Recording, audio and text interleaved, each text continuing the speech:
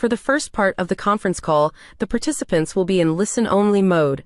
During the questions and answers session, participants are able to ask questions by dialing pound key 5 on their telephone keypad.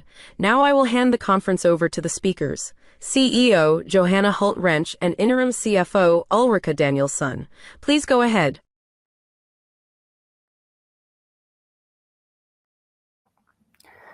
Welcome to Platzer's Q2 report. My name is Johanna Hultrench, and with me I've got my acting CFO, Ulrike Danielson. Let us start. At the beginning of this year, the market was characterized by a certain optimism as the economic turnaround did not materialize. Expectation has been adjusted downwards. Despite this, we have delivered another quarter with strong management results, with an increase of 16% compared to Q2 2024 and for the entire period. We see how well our two business segments complement each other in this quarter. In a highly knowledge-based and industrial city like Gothenburg, this makes sense. The office market continues to be affected by the prolonged recession and tougher competition around tenants, especially than in our office segments, while this requires us to be very attentive to our customers. The industrial and logistics segment, however, is developing positively with a high activity and several new lease agreements, as well as strategic transaction with both acquisition and the investment. We also contribute significantly to a positive net letting in the industrial and logistic segment.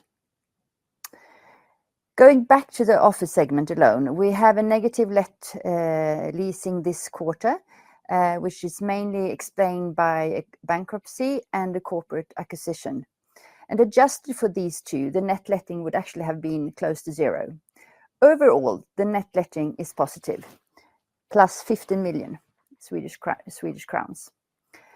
As a result of our robust earnings and the successful completion of recent transactions, our financial position is stronger than it has been in some time, affording us increased capacity of pursuing new opportunities going forward. Here we can see a summary of the quarter in numbers.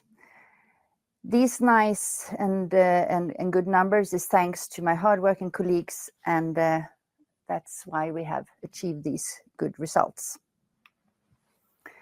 We have maintained a strong momentum throughout the spring, and by leveraging our three core drivers, earnings from management, projects, and transactions, we are now successfully transforming the portfolio and generating sustainable growth for the future. By the announced letting to Speed Group, we started a new project in Sörred Logistic Park. We have also sold a completed project in the same Sörred Logistic Park. This is a joint venture with Catena. And we have also sold a parking garage in Södra Änggården. We have also acquired an industrial and logistic property in Tuve. I will come back to this later, but it makes a very strong contribution to our earnings and offers a future development opportunities. Also to mention is that we have recruited Anders Woodall as our new business area manager for our office segment, and he's starting in December. I'm looking forward to, together with Anders and the rest of the team, to take the next step for Platzer. So then the market. The global market and the Swedish economies are, as you all know, affected by the geopolitical unrest and uncertainty, and that dampens investments and consumption on the whole. IMF and the National Institute of Economic Research of Sweden have revised growth forecast downwards. The Swedish economy is expected to grow by 0.9% in 2025. We monitor the automotive industry very closely. Volvo Cars announced a saving package in May, and they have also issued layoff notices to about 2,000 employees, including consultants. If the layoffs are implemented, staff levels will return close to those ones in 2021.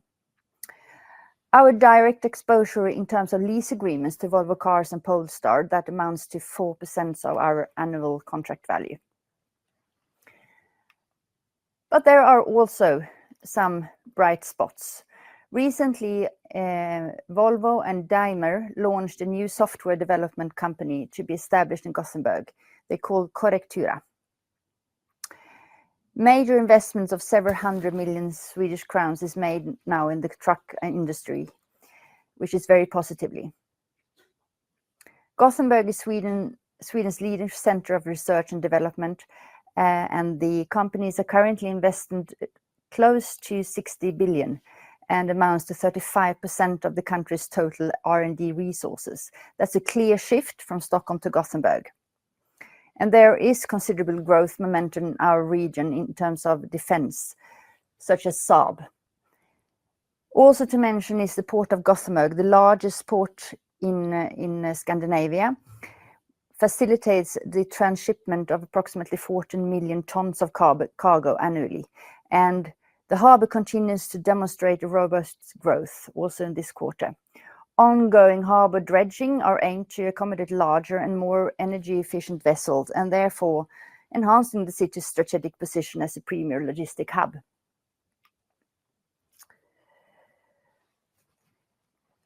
And Gothenburg Industry and Logistics has maintained a good activity.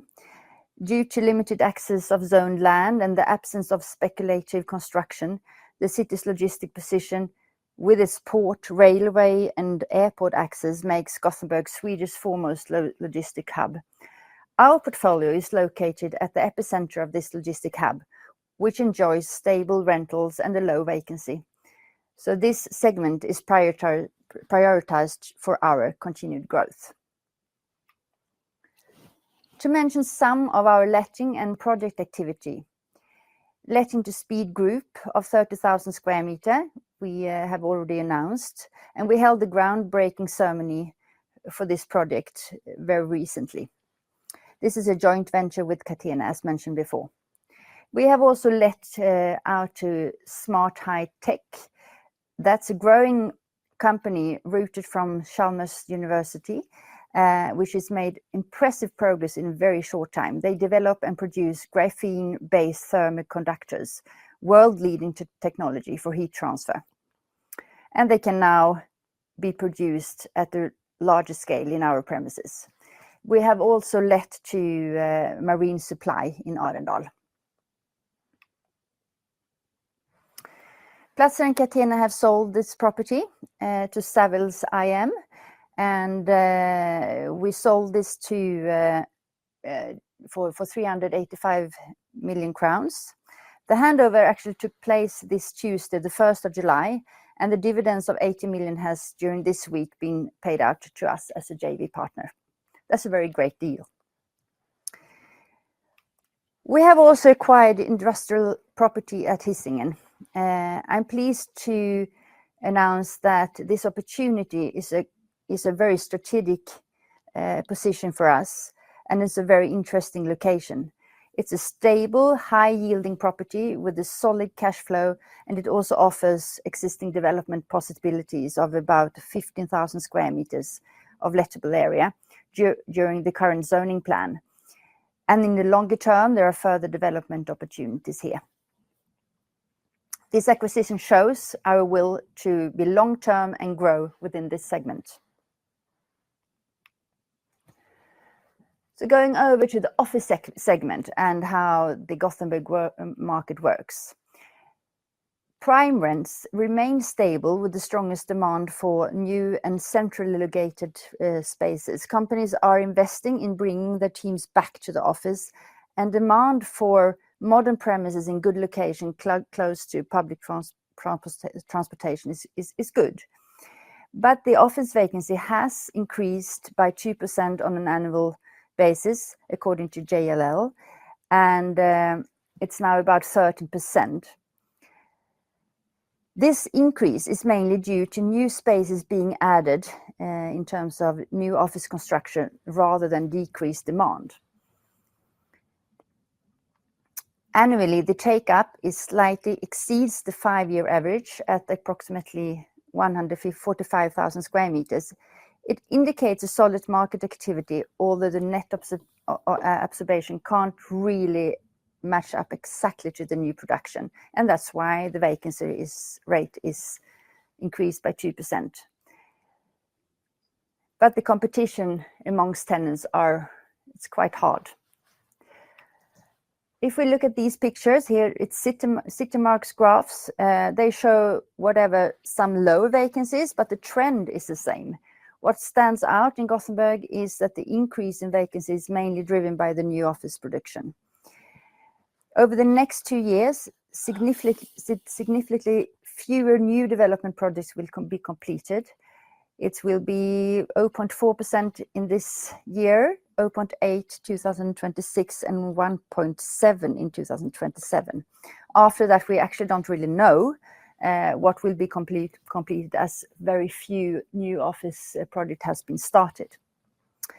My analysis is therefore that we will have some continued period of fierce competition for tenants before the turnaround in terms of vacancies. What also differs in Gothenburg compared to some other cities is where the vacancy is high.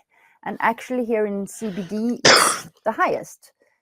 And this is due to many years of large infrastructure investments causing traffic chaos and leading to avoid these areas. Here we can see Lilla Bommen and the central station area. There's been a bridge built, tunnels, and some other large infrastructure piping. So the market activity and letting is also concentrated to the central parts of the city. According to JLL's last review, they looked through the last year's letting, and about 80% of what is let are actually activity in newly built premises or in central Gothenburg. So when these infrastructure works are completed and the access for the public will improve dramatically at the end of 2026, I believe that the tenant interest in Lilla Bommen will increase as well. This picture shows the prime rent development over time within office segments, and it's based on JLL's analysis. It compares Stockholm, Gothenburg, and Malmö. The rent levels in Stockholm is more than twice as high as in Gothenburg. The trend then to reduce space is of course less prominent in Malmö and Gothenburg, partly because the leases are generally much larger in Stockholm. A typical large lease is about 20,000 square meters, while a large lease in Gothenburg is 5,000 square meters. It simply doesn't have so much impact to save 20% of space on the average lease of 500 square meters, for instance, with the lower rental level. But Stockholm is a big city with large companies, but it's also a volatile market, as we can see here. Gothenburg is a more stable market with a more modest rent development over time, but steady and reliable long-term in terms of growth. Here I can consider and think a little bit about what the rental potential actually is for Gothenburg. Stockholm has shown a high growth in terms of the last 1 to 3 years, and Gothenburg has demonstrated better long-term stability over 5 to 7 years, as you can see in the chart on the upper right corner. So our major lettings in the quarter in the office segment. We've maintained a rate of 87% in terms of tenant that actually stayed and could leave us, which is quite good. The renegotiations total value is 54 million Swedish crowns. And I think this demonstrates our ability to meet our customers' changing needs. But however, we are not always successful. And earlier this spring, Nordea, the bank at Nordea, announced its intention to, at the beginning of 2027, vacate its 7,400 square meter premises in Lilla Bommen.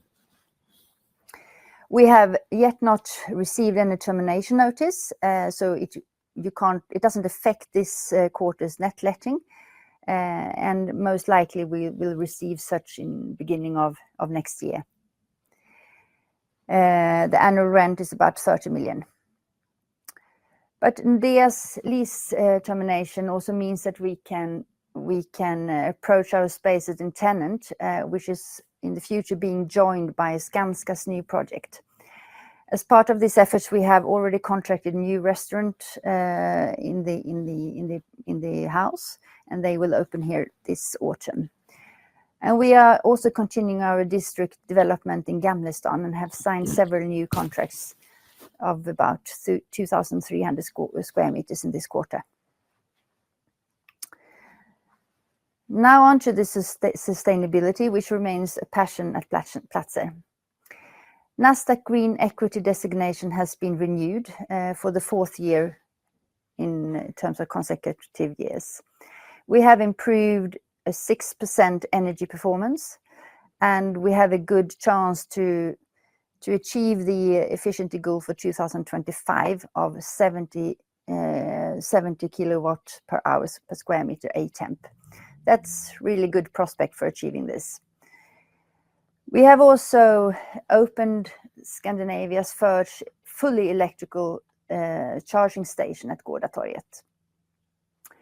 Having said this, I would like to hand over to Ulrike.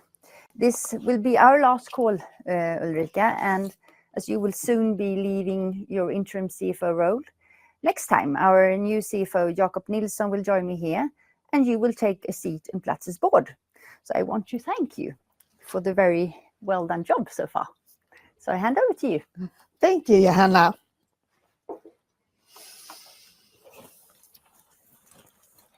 Platzer delivers a growth in profit from property management of 16% in the second quarter as well as in the first. There are a lot of similarities between the two quarters, but there are also some small differences, and I will come back to that. The growth in NOI is good and is driven by stable development in like-for-like, as well as contributions from completed developments and acquisitions made. Revenue growth is lower compared to the first quarter, but this is more than offset by good cost control, which is why the growth rate in the like-for-like is improving further. Central administration has been charged with roughly 2 million in non-recurring costs linked to bonuses and the new LT program adopted by the AGM in March this year. Net financial items in the second quarter are lower than in the corresponding quarter 2024, despite the fact that the capitalized interest rate is 6 million lower, the debt volume is higher, and the interest rate duration is longer. And this is explained by an average interest rate that is 50 basis points lower, driven by falling market interest rates in the wake of the Riksbank's cuts, lower credit margins, and interest rate derivatives entered into. All in all, this results in a profit from property management of 204 million, equal to a growth of 16% compared with the corresponding quarter 2024. If we then move from cash flow to valuation, property values are stable and moving slightly upwards net, but the value drivers, cash flow and yield, pulls in different directions. Cash flow resulted in a net negative change in value of roughly 74 million, driven by, among other things, Nordea's upcoming termination, while yield reductions on some of our logistic properties resulted in an appreciation of 130 million. And that means that we have a net positive unrealized change in value of 39 million the second quarter. The recession is taking hold in a number of ways, including our investment volume, where no major office projects have been started and tenant adoptions are at a low pace. As you already know, the company has been working with the capital structure after the intake of MIMO at the end of last year. The pace has been high, as Johanna mentioned before. The quarter sales resulted in a reported realized change in value of minus 72 million. But then it should be taken into account that in that figure, we report the deduction of deferred tax that has taken place in the transaction. And that tax is met by a deferred tax income lowered further down in the P&L of 67 million. So the total net impact from the selling assets is therefore 5 million minus.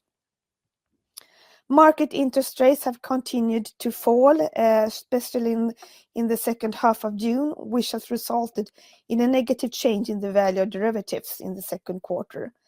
After deducting tax, the result on the last line is 6 million minus. Strong underlying earnings in combination with stable property values and completed divestments results in strengthened credit-related KPIs. Our net debt to EBITDA continues to decline and amounts to 10.8 based on earnings for the half year. The ICR is strengthened to 2.4 and the LTV decreases to 48%. So in summary, another good quarter and a high pace of businesses. Before I go any further, I would like to quickly draw your attention to the fact that we have changed historical figures on our share values in associate companies and joint ventures. A review was carried out during the second quarter to ensure the same accounting and valuation principles for all holdings. The review has resulted in the share value being revised upwards by 216 million, of which 24 relates to 2024 and the remaining 192 to previous periods, which is why the opening balance is corrected. And none of this change has impacted income from property management. It is a pure question regarding valuation and accounting principles.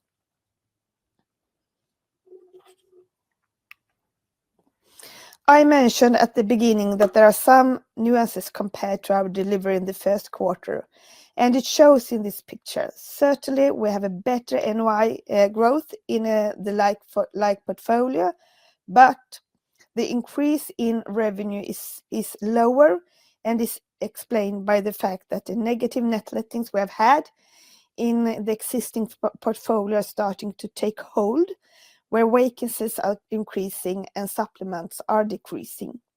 However, it is offset by lower property costs, driven mainly by a mild quarter, implemented energy investments, but also lower maintenance, where we avoided May water leaks that we had last year. Overall, NOI increased by 2.4% in the like-for-like, compared with 1.7% in the first quarter. The projects, but above all transactions, and more specifically Malmö, have contributed with new NOI and account for a larger part of the growth, which totals 7% in the second quarter. In addition to a high pace in the business, we have also had high pace on the funding side. We're experiencing strong support from our banks that want to grow with us, as well as the capital market. In the second quarter, we have been at full speed and renegotiated and extended credits for a total of 3 billion. We raised new loans of 1.4 billion, and at the same time, we canceled or had maturities of the corresponding volume. We tapped a minor issue on our longest MTN that falls due in March 2029. We issued that at 145 basis points, which is almost at the same level as our issue in February. And this is strong because the market has split up given a messy world with war and custom chaos. The above results in a lower average credit margin, greater flexibility, and extended tied-up capital from 2 years up to 2.3. We have not done much on the interest rate side, more than we did when the curve dipped in early April, and that means that the ratio has ticked down slightly from 3.1 to 3. Overall, our average interest rate is now 11 basis points lower compared to the end of the March this year, which is explained by lower STIBOR but also lower credit margins. So after hard work on many levels, we can conclude that Platzer is in significantly better financial condition than it has been for a very long time. And with that, I want to say thank you for me. Thanks, Johanna, and the whole gang at Platzer. But over to you, Johanna, now. The future is yours. Thank you, Ulrike.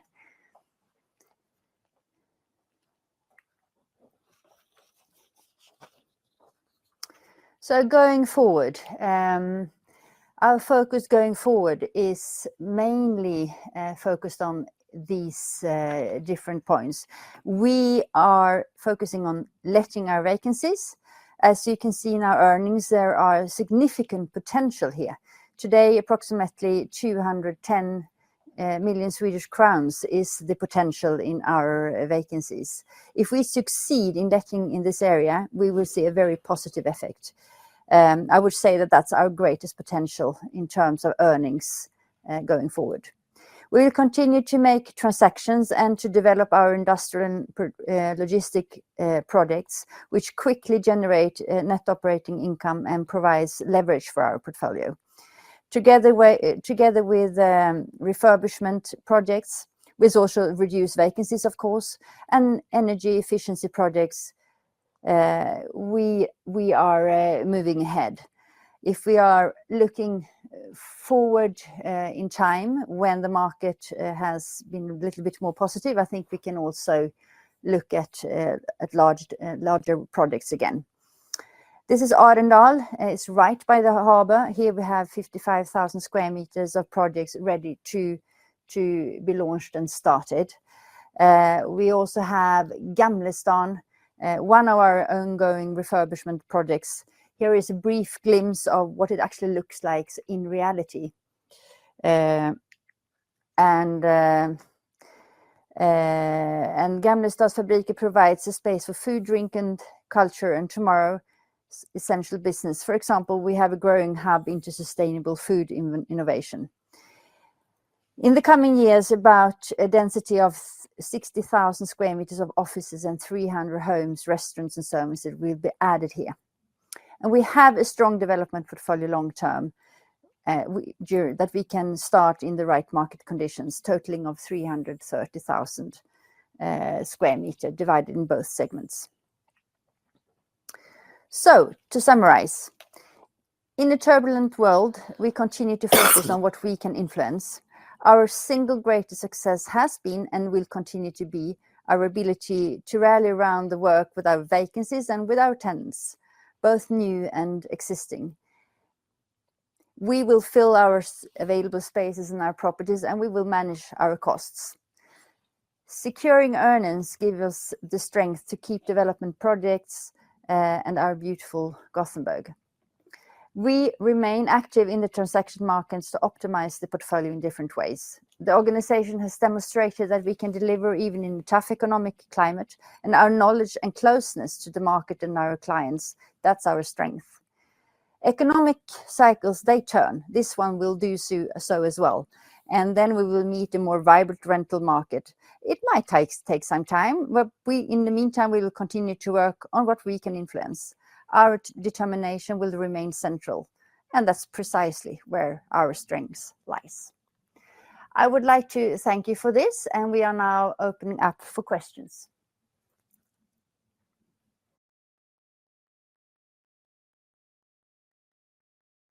If you wish to ask a question, please dial #5 on your telephone keypad to enter the queue. If you wish to withdraw your question, please dial #6 on your telephone keypad.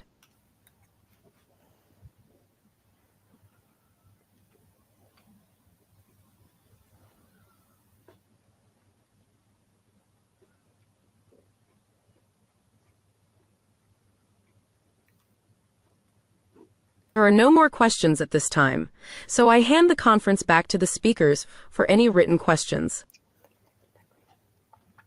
We would like to thank you for listening and looking forward to a very nice summer, and I hope you will have one too. Goodbye.